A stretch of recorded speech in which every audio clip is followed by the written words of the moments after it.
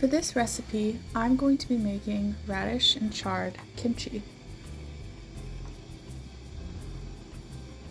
What you're going to need is about 2 pounds of rainbow Swiss chard, about 2 pounds of radish, some green onions and garlic chives, 1 onion, 2 small pears, about 10 to 15 cloves of garlic, 1/4 cup of fish sauce, 1 cup of cream chili flakes, sugar, 1/4 cup of salt, 3 tablespoons of rice flour, 5 inches of ginger, optionally 3 tablespoons of oyster sauce and some soybean paste. I also needed a blender and a large glass jar for this recipe.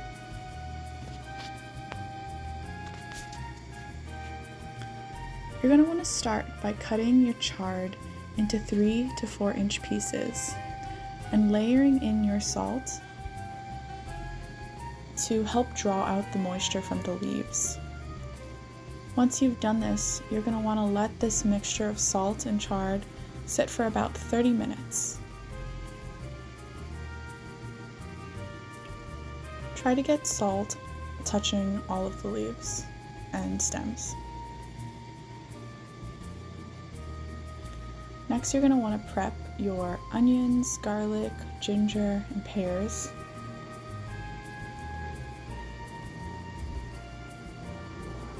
Because this is going into a blender, you don't have to worry about everything being the same size, just so long as it fits.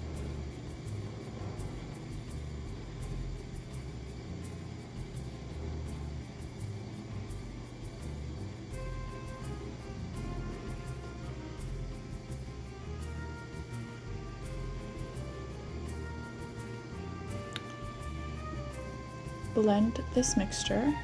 Not all of it fit into my small blender, so I did it in multiple parts. And if you need to thin out the mixture, you can add some hot water. Add in your sugar and your rice flour into this kimchi base and stir, incorporating everything well.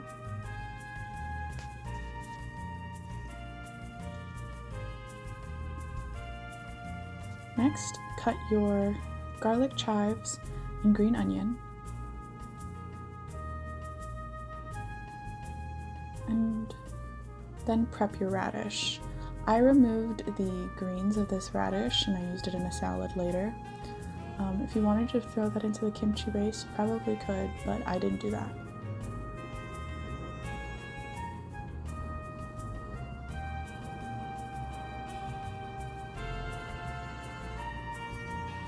Mixing your radish now with your Swiss chard.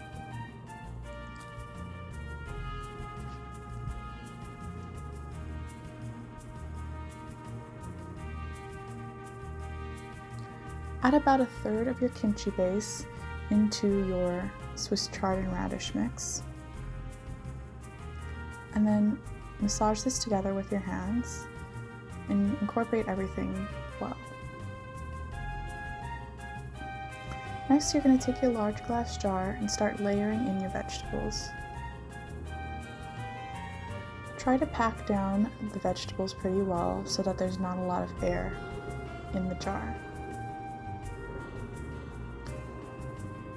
About 1/3 of the way, add in some of the reserved kimchi base that you have and keep doing that until the jar is full. Tap out any excess air that's in the jar, and I used a rubber band to close my jar so that air can still get out. This is what the jar looked like about 3 days later, and this is what it looked like about 10 days later.